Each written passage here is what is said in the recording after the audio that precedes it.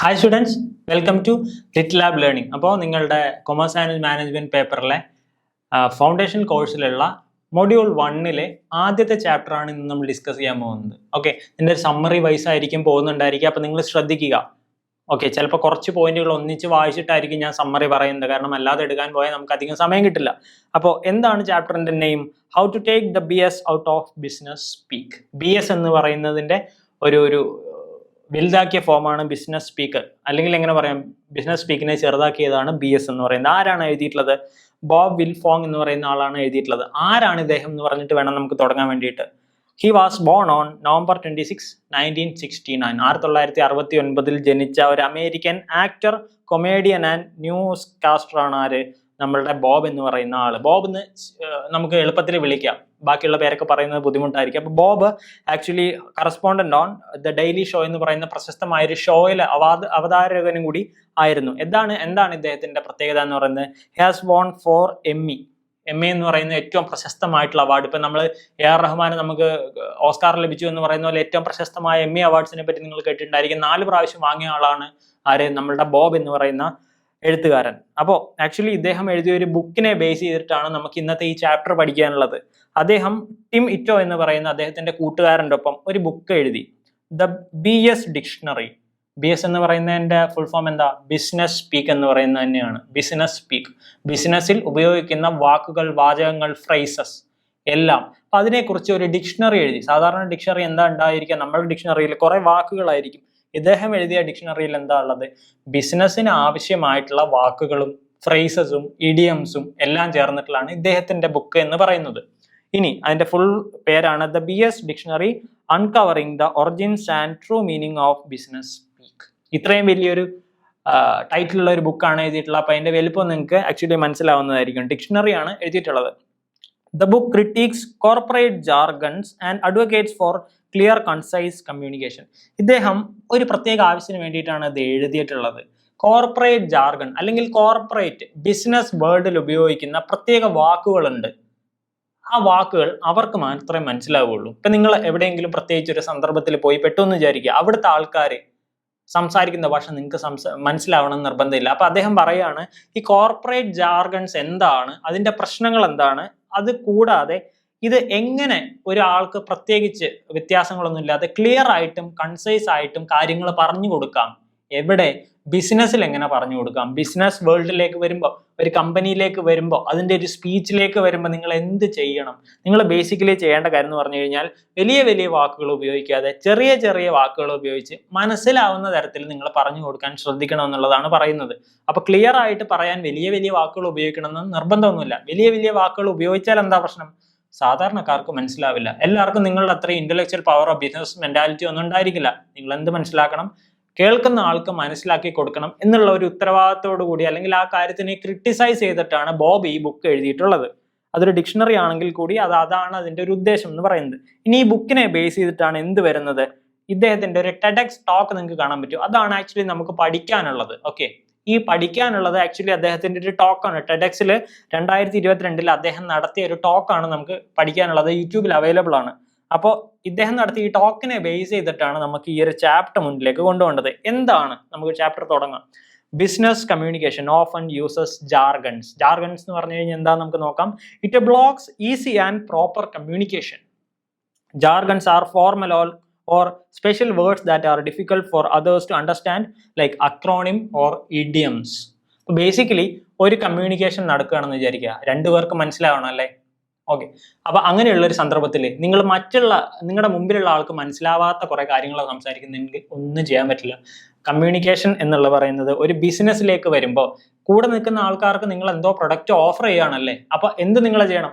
അയാൾക്ക് മനസ്സിലാവുന്ന തരത്തിൽ സിമ്പിൾ വാക്കുകൾ ഉപയോഗിക്കണം. ഇവിടെ ഈ പറയുന്ന ജാർഗൺസ് ഉപയോഗിച്ചാൽ എന്താ പ്രശ്നം എന്ന് പറഞ്ഞു കഴിഞ്ഞാൽ, എതിർ നിൽക്കുന്ന ആൾക്കാർക്ക് നിങ്ങളെ പോലെ അറിവില്ലാത്തതുകൊണ്ട് ഇതൊന്നും മനസ്സിലാവണമെന്ന് നിർബന്ധമില്ല. അതുകൊണ്ട് തന്നെ ഈ സ്പെഷ്യൽ വേർഡ്സ് എന്തിനെ നിങ്ങളെ സഹായിക്കുള്ളൂ? ഈ കമ്മ്യൂണിക്കേഷൻ ഡിഫിക്കൽട്ട് ആക്കാനേ സഹായിക്കുള്ളൂ. നിങ്ങൾക്ക് ചെറിയ സിമ്പിൾ ആയിട്ട് പറഞ്ഞു കൊടുക്കാൻ പറ്റുന്നതിന് നിങ്ങൾ നിങ്ങളുടെ അറിവ് പ്രകടിപ്പിക്കാൻ വേണ്ടി വലിയ കാര്യത്തിൽ പറഞ്ഞു കഴിഞ്ഞാൽ കേൾക്കുന്ന ആൾക്കൊന്നും മനസ്സിലാവില്ല. നോക്കൂ, business speak can confuse and mislead instead of clarity. Clarity ഉണ്ടാക്കുന്നതിന് പകരം നിങ്ങൾ നിങ്ങളുടെ അറിവ് കാണിക്കാൻ പോയാൽ അവിടെ മിസ്കമ്മ്യൂണിക്കേഷൻ മാത്രമേ ഉണ്ടാവുകയുള്ളൂ. Bob addresses this issue, revealing its exclusivity and cultural limitations ഉണ്ട് ഈ വാക്കുകൾക്ക്, ജാർഗൺസിനും പ്രത്യേക ഫ്രേസസിനും ലിമിറ്റേഷൻസ് ഉണ്ട് എന്നുള്ളതാണ് ബോബ് പറയുന്നത്. The title has BS, whereas Bob conveys it as bullshit. BS, business speak എന്നാണ് അദ്ദേഹം ഉദ്ദേശിക്കുന്നത്. പക്ഷേ അദ്ദേഹം അതിനെ കളിയാക്കി പറയുകയാണ്. BS എന്ന് പറഞ്ഞാൽ എന്താ, ആർക്കും മനസ്സിലാകാത്ത ഒരു ബുൾഷിറ്റ് ആണെന്നാണ് അദ്ദേഹം പറയുന്നത്. He defines business speak as the, എന്താണ് ഇത്, നിങ്ങൾ പഠിച്ചിരിക്കണം. എന്താണ് ബിസിനസ് സ്പീക്ക് എന്ന് പറയുന്നത്? ഡെഫിനേഷൻ ആണത്. Language we use on the job to describe and define things. നിങ്ങൾ ഒരു ജോലി ചെയ്തുകൊണ്ടിരിക്കുകയാണെങ്കിൽ അതിലെ കാര്യങ്ങളെ ഡിഫൈൻ ചെയ്യാനും ഡിസ്ക്രൈബ് ചെയ്യാനും നിങ്ങൾ ഉപയോഗിക്കുന്ന വാക്കുകളെയാണ് ബിസിനസ് സ്പീക്ക് എന്ന് പറയുന്നത്. അപ്പോൾ ഈ കാര്യങ്ങൾ നിങ്ങൾ ഒരാൾക്ക് പറഞ്ഞു കൊടുക്കുകയാണെങ്കിൽ, ഞാൻ നിങ്ങൾക്ക് ക്ലാസ് എടുത്തു തരുമ്പോൾ എൻ്റെ പാണ്ഡിത്യം കാണിക്കാൻ വേണ്ടി നിങ്ങൾക്ക് മനസ്സിലാവാത്ത ഭാഷയിൽ എടുത്തിട്ട് വല്ല കാര്യമുണ്ടോ? ഇല്ല. സോ ഇത് ഏറ്റവും സിമ്പിൾ ആക്കുക. The use of jargons make the simplest, most straightforward word into a hard and problematic one. നിങ്ങൾക്ക് ഏറ്റവും സിമ്പിൾ ആയിട്ട് പറയേണ്ട കാര്യത്തിന് ഏറ്റവും കുഴപ്പിച്ച് പറയാൻ വേണ്ടിയിട്ട് ജാർഗൺസോ ഫ്രൈസസോ ഒക്കെ ഉപയോഗിച്ചാൽ മതി. Bob was amazed, startled, and decided to write the book when he heard his wife using business words during a meeting which he really couldn't understand. എന്തുകൊണ്ടാണ് അദ്ദേഹം ഒരു ടോക്ക് അല്ലെങ്കിൽ ബുക്ക് എഴുതാൻ തീരുമാനിച്ചത്? ഒരു ദിവസം വൈഫ് ഫോൺ വിളിക്കുന്നത് അദ്ദേഹം കേട്ടു. വൈഫ് ഒരു കമ്പനിയിൽ വർക്ക് ചെയ്യുന്നവരാണ്. ആ കമ്പനിയിലുള്ള കുറേ കാര്യങ്ങൾ ഇദ്ദേഹത്തിന് മനസ്സിലാവാത്ത ഭാഷയിൽ അവർ ഫോൺ വിളിക്കുന്ന ആൾക്കാർക്ക് മാത്രം മനസ്സിലാവുന്ന വിധത്തിൽ സംസാരിച്ചപ്പോൾ ഇയാൾക്ക് മനസ്സിലായി വൈഫ് വേറെ ഏതോ ലോകത്താണുള്ളത്, എനിക്കൊന്നും മനസ്സിലാവുന്നില്ല എന്ന് പറയുന്ന ഒരു ക്രിട്ടിക്, ഒരു കോമിക് സൈഡിൽ നിന്നാണ് ഈ ബുക്ക് അദ്ദേഹം എഴുതുന്നത്.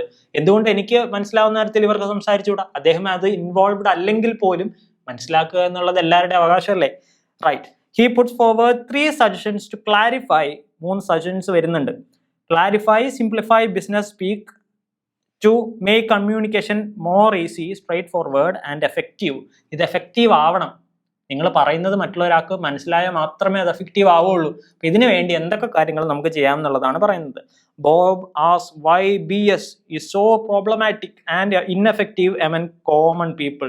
സാധാരണക്കാർക്ക് ഇതെന്താ നിങ്ങൾ പറഞ്ഞിട്ട് മനസ്സിലാവാത്തത് എന്നാണ് അദ്ദേഹം ചോദിക്കുന്നത്. It is because the words and language used are elite, more often used by white men like Jeff Bezos, Elon Musk. അദ്ദേഹം കളിയാക്കി പറയാ, വൈറ്റ് മെൻ ഉപയോഗിക്കുന്ന ഭയങ്കര ടേമുകളാണ് ഇവരൊക്കെ ഈ ബിസിനസ്സിൽ പറഞ്ഞുകൊണ്ടിരിക്കുന്നത്. അതുകൊണ്ട് സാധാരണക്കാർക്ക് അത് മനസ്സിലാവണമെന്ന് ഒരു നിർബന്ധമില്ല. His friend Emily suggest that BS might be more about exclusion and inclusion. അത് നിങ്ങൾ വായിക്കുമ്പോൾ നിങ്ങൾക്ക് മനസ്സിലാവും. നിങ്ങൾ ടെക്സ്റ്റിൽ അല്ലെങ്കിൽ നമ്മളെ വെബ്സൈറ്റിൽ ഇതിൻ്റെ PDF നോട്ട്സ് ഒക്കെ അവൈലബിൾ ആണ്, നിങ്ങൾക്ക് ചെക്ക് ചെയ്ത് നോക്കാം. ആ ഒരു ഇത് വായിക്കുമ്പോൾ നിങ്ങൾക്ക് മനസ്സിലാവും എന്തുകൊണ്ടാണ് അദ്ദേഹത്തിൻ്റെ എമിലി എന്ന് പറയുന്ന ഫ്രണ്ട് ബിസിനസ് വാക്കുകൾ, ഫ്രേസും ജാർഗൺസും ഉപയോഗിക്കുന്ന എന്തിനാണെന്നൊരു ഭയങ്കര കാര്യം പറയുന്നുണ്ട്. എന്തിനു വേണ്ടിയിട്ടാണ് ഇത്ര ഇത് ഉപയോഗിക്കുന്നത്? എക്സ്ക്ലൂഡ് ചെയ്യാൻ വേണ്ടിയിട്ടാണ്. ഒന്നെങ്കിൽ എൻ്റെ പവർ നിങ്ങളുടെ മുമ്പിൽ കാണിക്കാൻ വേണ്ടിയിട്ട്, അല്ലെങ്കിൽ ഞാൻ പറയുന്ന ഒന്നും നിങ്ങൾക്ക് മനസ്സിലാവാതിരിക്കാൻ വേണ്ടി. എക്സ്ക്ലൂഷൻ, ഒഴിവാക്കലുകൾക്ക് വേണ്ടിയിട്ടാണ് ഈ ജാർഗൺസ് ഉപയോഗിക്കുന്നത്, ഇൻക്ലൂഷന് വേണ്ടിയിട്ടല്ല. ഇൻക്ലൂഷൻ ആണെങ്കിൽ നിങ്ങൾക്ക് മനസ്സിലാവുന്ന ഭാഷയിൽ പറഞ്ഞാൽ പോരെ. അപ്പോൾ എമിലി പറയുന്നു എക്സ്ക്ലൂഷന് വേണ്ടിയിട്ടാണ് ഈ വാക്കുകൾ കോർപ്പറേറ്റും ബിസിനസ്സുകാരും ഉപയോഗിക്കുന്നത്. He gives 3 ways to resolve the problem or take away from BS. Business speak നടത്തുകയാണെങ്കിൽ, ഒരാളോട് ബിസിനസ്സിനെ കുറിച്ചുള്ള കാര്യങ്ങൾ മനസ്സിലാക്കുകയാണെങ്കിൽ എന്തൊക്കെ ചെയ്യാമെന്നാണ് ബോബ് പറയുന്നത്. First point is to be inclusive than exclusive. First point Emily പറഞ്ഞ അതേ കാര്യം എന്നെ തിരിച്ചിട്ടു. ഇൻക്ലൂസീവ് ആക്കുക, കേൾക്കുന്ന ആൾക്ക് മനസ്സിലാവണം. നിങ്ങളുടെ അറിവ് പ്രകടിപ്പിക്കാനോ എക്സ്ക്ലൂസീവ് ആക്കാനോ അല്ല ശ്രമിക്കേണ്ടത്. നിങ്ങളുടെ കമ്മ്യൂണിക്കേഷൻ പ്രോപ്പറായിട്ട് നടക്കണമെങ്കിൽ എന്തുണ്ടായിരിക്കണം? ഇൻക്ലൂസീവ് ആക്കുക, അയാൾക്ക് മനസ്സിലാവുന്ന ഏറ്റവും എളുപ്പമുള്ള ഭാഷയിൽ നിങ്ങളുടെ കാര്യങ്ങൾ പറയുക. Second is to express fresh ideas without business cliche. Cliche എന്ന വാക്ക് നിങ്ങൾ കേട്ടിട്ടുണ്ടായിരിക്കും. എപ്പോഴും നിങ്ങൾ രണ്ടാമത്തെ ഐഡിയ പറയുന്നത് ഒരു കാര്യം ഫ്രഷ് ഐഡിയ ആയിട്ട് അവതരിപ്പിക്കുക. കേട്ട് മറന്ന വാക്കുകളും ജാർഗൺസും ഒന്നും ഉപയോഗിക്കേണ്ട. ഐഡിയനെ എങ്ങനെ ക്രിയേറ്റ് ചെയ്ത് പറയാമെന്നുള്ളത് കാര്യം മാത്രം നിങ്ങൾ ശ്രദ്ധിക്കുക. എങ്ങനെ പറയരുത്? ഈ കേൾക്കുന്ന ഓഡിയൻസിന് മനസ്സിലാവാത്ത വിധത്തിൽ ഒരിക്കലും നിങ്ങളിത് പറയാൻ പാടില്ല. അതാണ് രണ്ടാമത്തെ പോയിന്റ്. ഫ്രൈസസ്, അതിനൊരു കാരണം കൂടെ അദ്ദേഹം പറയുന്നുണ്ട്. ഇപ്പോൾ ഈ ബേസ്ബോൾ, ബൈബിൾ, നിങ്ങൾ കുറേ അവസ്ഥകൾ അദ്ദേഹം പറയുന്നുണ്ട്. ബൈബിൾ വായിക്കുന്ന ഒരാളാണെന്നിരിക്കട്ടെ, ബേസ്ബോൾ കളിക്കുന്ന ആളാണ്, നിങ്ങൾ ക്രിക്കറ്റ് ഫുട്ബോൾ കളിക്കുന്നുണ്ടായിരിക്കും, അറ്റ്ലീസ്റ്റ് നിങ്ങൾ മൈലാഞ്ചി ഇടുന്നുണ്ടായിരിക്കും. ഈ പരിപാടി ചെയ്തുകൊണ്ടിരിക്കുമ്പോൾ, ഈ പ്രോസസ്സ് നടക്കുമ്പോൾ അടുത്തിരിക്കുന്ന ഒരാളുണ്ടെന്ന് വിചാരിക്കുക. അയാൾക്ക് മനസ്സിലാവാത്ത വിധത്തിൽ നിങ്ങൾ അത് പറയുന്നു ഇത് പറയുന്നു, ഒന്നും നടക്കില്ല അവിടെ. ബേസിക്കലി ആ ആൾക്ക് മനസ്സിലാവുന്ന വിധത്തിലുള്ള കാര്യം. ബൈബിൾ വായിക്കുന്ന ആളാണോ, ബൈബിളിൽ എന്താണെന്ന് ഏറ്റവും എളുപ്പത്തിൽ പറഞ്ഞു കൊടുക്കുക. അത് ബോബ് അവിടെ റെഫർ ചെയ്യുന്നതാണ് ബൈബിൾ എന്ന് പറയുന്നത്. ബേസ്ബോൾ കളിക്കുന്ന ആളാണെങ്കിൽ നിങ്ങൾ കൂടെ ഇരിക്കുന്നവർക്ക് പറഞ്ഞു കൊടുക്കുക, ഈ വാക്കും ഈ ഒരു സിറ്റുവേഷനും ഇതിന് വേണ്ടിയിട്ടുള്ളതാണ് എന്ന് പറഞ്ഞു കൊടുക്കുമ്പോൾ ഏറ്റവും എളുപ്പം മനസ്സിലാവും.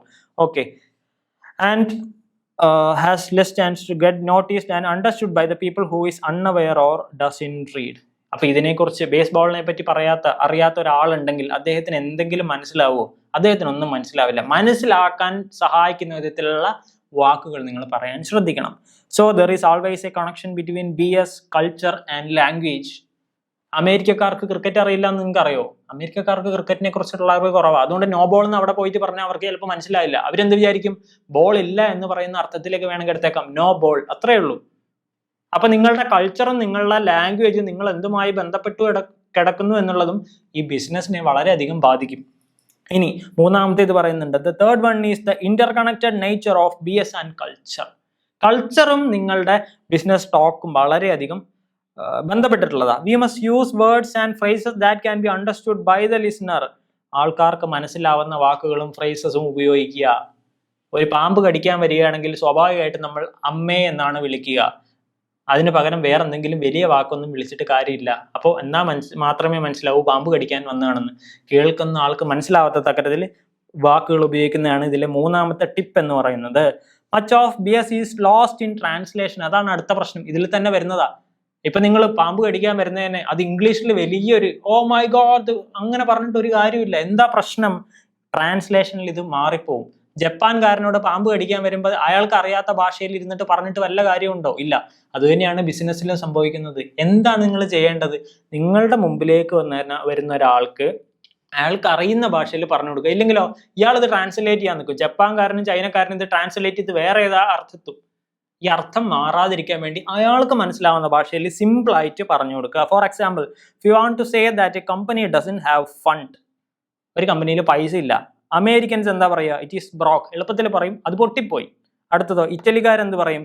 It is in the green. അപ്പൊ it is in the green എന്ന് പറയുന്ന വാക്കാണ് കമ്പനിയിൽ പൈസ ഇല്ല എന്ന് പറയുന്ന ഇറ്റലിക്കാർ പറയാ.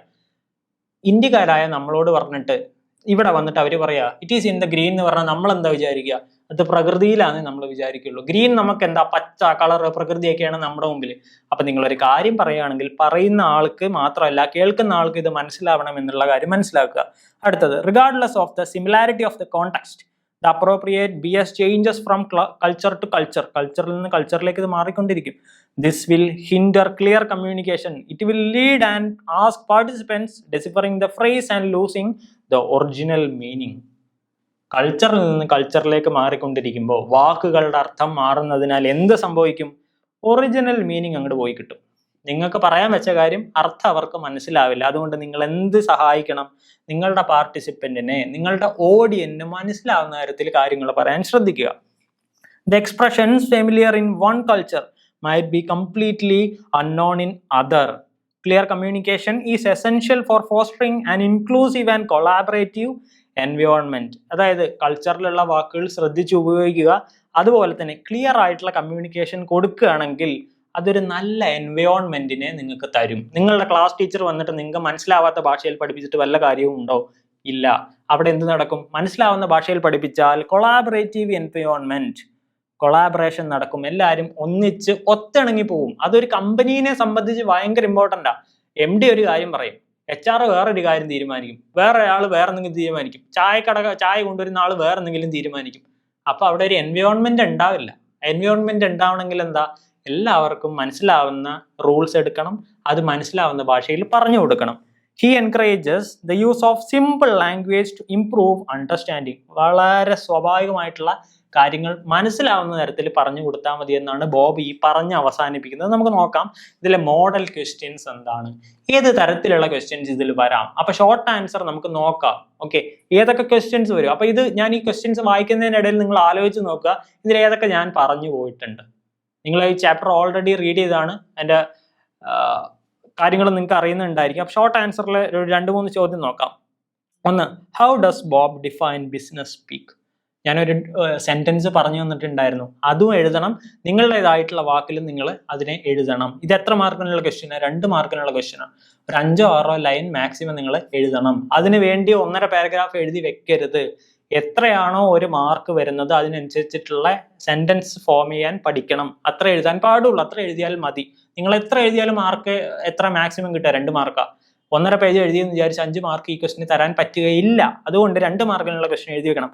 എങ്ങനെയാണ് എഴുതിയിട്ടുള്ളത്? ഡിഫൈൻ ചെയ്ത് എങ്ങനെയാണെന്ന് നിങ്ങൾക്ക് കണ്ടിട്ടുണ്ടായിരിക്കും. ഓക്കെ, രണ്ടാമത്തെ ക്വസ്റ്റ്യൻ നോക്കാം. Why BS is considered as an exclusive language? Exclude ചെയ്യാൻ വേണ്ടിയിട്ടുള്ള ലാംഗ്വേജ് ആയിട്ട് BS ഉപയോഗിച്ച സന്ദർഭങ്ങൾ പറഞ്ഞിട്ടുണ്ടായിരുന്നു. എന്തുകൊണ്ടാണ് അങ്ങനെ വരാൻ കാരണം? അല്ലെങ്കിൽ why BS is considered as an exclusive language? എന്തായിരിക്കാം? നമ്മുടെ ഈഗോ ആയിരിക്കാം, മറ്റുള്ളവർ കാര്യങ്ങൾ മനസ്സിലാക്കരുത് എന്നായിരിക്കും. എല്ലാവരും കാര്യം മനസ്സിലാക്കേണ്ട ഒരു കാര്യമാണെങ്കിൽ സാധാരണ ഭാഷയിൽ പറഞ്ഞാൽ പോരെ. അപ്പൊ എക്സ്ക്ലൂഡ് ചെയ്യാനുള്ള, ഒഴിവാക്കാനുള്ള ഒരു കാര്യമായിട്ട് BS മാറാനുള്ള കാരണങ്ങൾ എന്തായിരിക്കും? ഓർമ്മയുണ്ടോ? മൂന്നാമത്തേത്, how does Bob suggest companies to help new employees understand the specific BS term used within the company? ഒന്നാലോചിച്ച് നോക്കിയേ. ഒരു കമ്പനിയിൽ അവർക്ക് ആവശ്യമായിട്ടുള്ള ഒരു ന്യൂ എംപ്ലോയി വന്നിരിക്കട്ടെ, അദ്ദേഹത്തിന് ആവശ്യമായിട്ടുള്ള കാര്യങ്ങൾ പറഞ്ഞു കൊടുക്കാൻ ഉള്ള വാക്കുകൾ ഉണ്ടാവേണ്ട കാര്യം എന്താണ്, അല്ലെങ്കിൽ അതിന്റെ ഇമ്പോർട്ടൻസ് എന്താണ് എന്ന് പറയുന്നത്. കാരണം കമ്പനിയിലേക്ക് പുതിയൊരാൾ വന്നിരിക്കട്ടെ, അയാൾ 1 മാസമായിട്ട് ഒരു കാര്യവും പഠിച്ചിട്ടില്ല എന്നുണ്ടെങ്കിൽ ആ കമ്പനിയുടെയും അവിടെ ഇരിക്കുന്ന ആൾക്കാരുടെയാണ് പ്രശ്നം. ഏറ്റവും സിമ്പിൾ ആയിട്ട് കാര്യങ്ങൾ പറഞ്ഞു കൊടുക്കുക, ഇതാണ് നമ്മളുടെ ഡ്യൂട്ടി, ഇതാണ് ചെയ്യേണ്ടത്. അപ്പോൾ ന്യൂ എംപ്ലോയി വരുമ്പോൾ അവർക്ക് മനസ്സിലാവുന്ന ഫ്രേസസും യൂസസും അല്ലെങ്കിൽ ലാംഗ്വേജും ഉപയോഗിച്ച് അവരെ കാര്യങ്ങൾ പറഞ്ഞു മനസ്സിലാക്കി കൊടുക്കണം എന്നാണ് പറയുന്നത്. അല്ലാതെ അവരുടെ കോർപ്പറേറ്റ് അല്ലെങ്കിൽ ജാർഗൺസ്, മനസ്സിലാവാത്ത സ്പെഷ്യൽ വേർഡ്സ് ഒന്നും ഉപയോഗിച്ചിട്ട് ഒരു കാര്യവും ഇല്ല. അപ്പോൾ ബേസിക്കലി BSന്റെ ഇമ്പോർട്ടൻസും കൂടിയാണ് ഇവിടെ പറയുന്നത്. നമുക്കിതിലെ essay ക്വസ്റ്റ്യനിലേക്ക് വന്ന് നോക്കാം. ഏത് തരത്തിലുള്ള essay ക്വസ്റ്റ്യൻ ആണ് ഈ ഒരു ചാപ്റ്ററിൽ നിന്ന് വരാൻ സാധ്യത? അപ്പോൾ ഒരു ക്വസ്റ്റ്യൻ ഞാനിവിടെ കൊടുത്തിട്ടുണ്ട്, നമുക്ക് നോക്കാം എന്താണെന്നുള്ളത്. Do you agree with bobs view that BS reinforces power imbalances in the workplace? Substantiate your answer. അപ്പോൾ ഇതാണ് നമ്മളെ ചോദ്യം. ചോദ്യം എന്താണെന്ന് മനസ്സിലായോ? ബോബ് പറയുന്നുണ്ട് BS അല്ലെങ്കിൽ ബിസിനസ് സ്പീക്ക് എന്ന് പറയുന്നത് വർക്ക് കൾച്ചറിൽ ഒരു ബിസിനസ്സിലേക്ക് വരുമ്പോൾ, ഒരു കമ്പനിയിലേക്ക് വരുമ്പോൾ അവിടെ നല്ലതിന് പകരം ഇംബാലൻസ് കൊണ്ടുവരാൻ സാധ്യതയുണ്ട് എന്നാണ് അദ്ദേഹം പറയുന്നത്. അതിന് കാരണം എന്താണെന്നാണ് ചോദിക്കുന്നത്. അതിലൊരു കാര്യം കൂടെ നിങ്ങൾ എഴുതണം, സബ്സ്റ്റാൻഷിയേറ്റ്, നിങ്ങളുടേതായിട്ടുള്ള സബ്സ്റ്റാൻഷിയേഷൻ, ന്യായീകരണം കൂടെ എഴുതണം. അപ്പൊ നിങ്ങൾക്ക് 2 തരത്തിൽ ഇത് എഴുതാൻ പറ്റും. ഒന്നുകിൽ നിങ്ങൾക്ക് എങ്ങനെ എഴുതാൻ പറ്റും? ഇത് ശരിയാണ് എന്ന് പറഞ്ഞിട്ട് എഴുതാം, അല്ലെങ്കിൽ നിങ്ങൾക്ക് ഇത് തെറ്റാണ് എന്ന് പറഞ്ഞിട്ട് എഴുതാം. ഏത് തരത്തിൽ എഴുതിയാലും കുഴപ്പമില്ല, കൃത്യമായ ന്യായീകരണങ്ങൾ ഉണ്ടായിരിക്കണം. എന്തുകൊണ്ടാണ് നിങ്ങളത് പറയാൻ കാരണം? അപ്പോൾ നിങ്ങൾ ഒരു essay എഴുതുമ്പോൾ നിങ്ങൾ ആലോചിക്കേണ്ട കാര്യം എന്ന് പറഞ്ഞു കഴിഞ്ഞാൽ, essay എന്ന് പറയുന്നത് കൃത്യമായ ഒരു സ്ട്രക്ചറിൽ വേണം എഴുതാൻ വേണ്ടിയിട്ട്. അപ്പോൾ ഞാൻ ആദ്യത്തെ വീഡിയോയിൽ പറഞ്ഞ പോലെ തന്നെ ടൈറ്റിൽ ഉണ്ടായിരിക്കണം, ഇൻട്രൊഡക്ഷൻ ഉണ്ടായിരിക്കണം, കോണ്ടന്റ് ഉണ്ടായിരിക്കണം. അത് കഴിഞ്ഞിട്ട് നിങ്ങൾ സബ്സ്റ്റാൻഷിയേറ്റ് ചെയ്യുന്ന, അല്ലെങ്കിൽ നിങ്ങൾ ഈ പറഞ്ഞ ഉത്തരത്തിനെ ന്യായീകരിക്കുന്ന ഭാഗം കൂടെ ഇതിൽ എഴുതി വെച്ചിട്ടുണ്ടായിരിക്കും. ഈ കോണ്ടന്റ് കൂടെ വരണം. അതിനുശേഷം കൺക്ലൂഡിങ് പാരഗ്രാഫ് ഉണ്ടായിരിക്കണം. അപ്പൊ നമുക്ക് നോക്കാം എങ്ങനെയാണ് ഒരു essay എഴുതി തുടക്കേണ്ടതെന്ന് നമുക്ക് നോക്കാം. ഇൻട്രോ ഉണ്ടായിരിക്കണം, അതായത് ഈ ചാപ്റ്റർ എന്താണ് പറയുന്നത്, ആരെക്കുറിച്ചാണ് എന്ന് നിങ്ങൾ പറഞ്ഞു തുടങ്ങണം. അതിനുശേഷം BS ബിസിനസ് സ്പീക്ക് എന്താണെന്ന് നിങ്ങൾ പറയണം. അതിനുശേഷം ജാർഗൺസും ഏലിയൻ വേർഡ്സും എന്താണെന്ന് നിങ്ങൾ പറയണം. ജാർഗൺസ്, ഫ്രൈസസ്, മനസ്സിലാവാത്ത കാര്യങ്ങൾ എന്താണെന്ന് നിങ്ങൾ പറഞ്ഞു കൊടുക്കണം. അതിനുശേഷം പവർ ഓഫ് ലാംഗ്വേജ് എന്താണെന്ന് പറയണം. ലാംഗ്വേജ് എന്തിനാ ഉപയോഗിക്കുന്നത്? അതിനുശേഷം നിങ്ങൾക്ക് നിങ്ങളുടെ മെയിൻ കണ്ടന്റിലേക്ക് വരാം. അവിടെ നിങ്ങൾ എന്ത് പറയണം?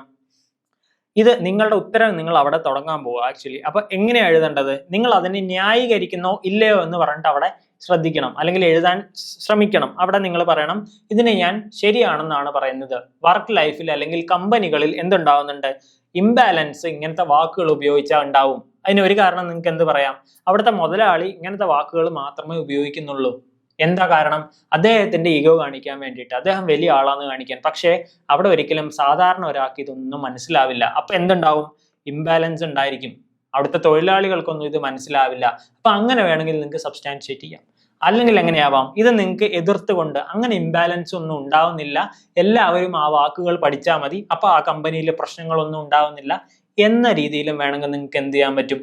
ഈ ഒരു ഉത്തരം എഴുതാൻ പറ്റും. അപ്പൊ കൃത്യമായിട്ടുള്ള സ്ട്രക്ചർ വെച്ചിട്ട് ചിലപ്പോൾ നിങ്ങൾക്ക് ഇത്ര പേജ് എഴുതണം എന്നായിരിക്കും പറയാ, ചിലപ്പോൾ ഇത്ര വാക്കുകൾ എഴുതണം എന്നായിരിക്കും പറയാ. അത് മനസ്സിൽ വെച്ചുകൊണ്ട് നിങ്ങൾ ബിൽഡ് ചെയ്തെടുക്കണം ഈ essay എന്ന് പറയുന്നത്. അപ്പൊ ഷോർട്ട് ആൻസർ നോക്കി നമ്മൾ essay നോക്കി. അപ്പൊ ഇത്രയാണ് ഈ ഒരു ചാപ്റ്ററിൽ നിന്ന് നമുക്ക് മനസ്സിലാക്കി എടുക്കാനുള്ളത്. അപ്പോൾ അടുത്തൊരു വീഡിയോയിൽ കാണുന്നവരെ bye bye and see U.